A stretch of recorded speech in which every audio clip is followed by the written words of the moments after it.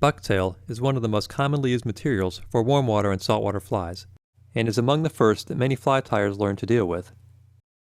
That's not to say that it's easy to use. It sometimes seems to have a life of its own. There are a few basic techniques that will help you get it tied in where you want it and how you want it. Before you can tie in bucktail, you'll need to prepare it. First, gather a bundle of hair and trim it off the tail all together as close as you can get to the base. Then, hold the tips firmly and use a comb or your fingers to pull out the short hairs. For many patterns, you'll then need to even the tips up using a technique known as stacking.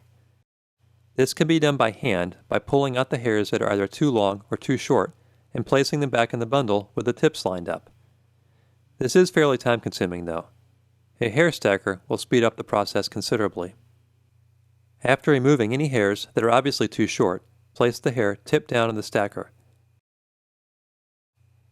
Use your fingers to move the hairs around to break apart the bundle so the hairs move independently.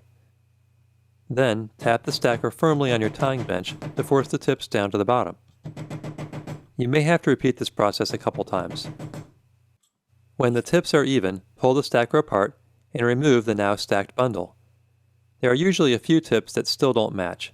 Just pull them out and discard them, or hand stack them back in with the bundle. Bucktail is not one of those materials that you can simply put in place and tie down on the hook. If I just wrap thread around a clump, the thread pressure will push it around the hook shank, and I'll end up with fibers spread all around the hook. There may be times when this is what you want, but certainly not all the time. In contrast, if I use the pinch when tying it in, I am able to easily keep the entire bunch on top of the hook shank right where I want it. The amount of thread tension you use and where you use it makes a difference. You need tight wraps with lots of tension to lock the fibers in place, but too much pressure in the wrong place causes problems. If I tighten on the thread too much, close to where the hair emerges from the thread wraps, I will collapse the individual hairs and cause them to flare. Instead, use relatively loose wraps close to where the hair emerges from the thread wraps, and increase the tension as you get further away. This will collapse the butt ends, holding them in securely, and create a natural taper without causing the tips to flare. If after your bundle is tied in, you find that you have a few random loose hairs or hairs at a crazy angle, just trim them, pull them out, or break them off.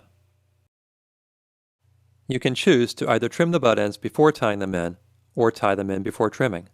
Either way works fine. Tying the bucktail in before trimming is easier when starting out, but if you're at the front of the hook, it is more difficult to get a clean head without stray fibers sticking out. Unless you're planning to sell your flies or win a tying competition, this isn't a problem. The fish won't care at all. I prefer to trim the ends before tying them in. This can be difficult at the very front of a hook. You won't have much room to work with, and the fibers can easily slip back out of the thread. After getting the bucktail wrapped down loosely, I'm going to carefully slide it back so it's just behind the eye. If you're patient and do it right, this method will give you a very clean head. If there are any stray fibers, just trim them out with the tips of your scissors. There's plenty more to learn about working with bucktail, but these basics will help you get started right.